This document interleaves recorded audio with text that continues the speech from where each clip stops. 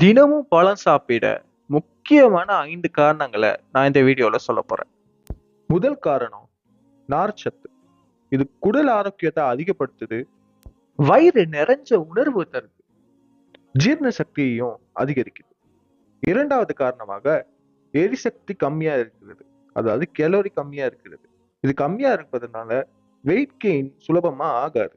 ஒரு நாளைக்கு 10, 15 பழங்கள் சாப்பிட்டா மட்டும்தான் அது நமக்கு வெயிட் கெயின் ஆக வாய்ப்பு இருக்கு. 3வது காரணமாக வீக்கம் கம்மியாகும்.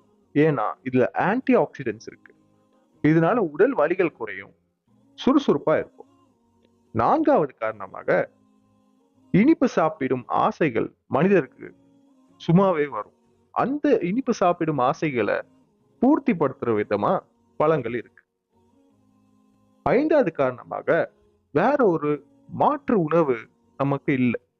இந்த உணவை சாப்பிடலன்னா நம்ம வேற ஏதாவது தீங்கு தரக்கூடிய இனிப்பு பொருட்களை சாப்பிட்டு சர்க்கரை நோய்க்கு ஆளாகிறோம்.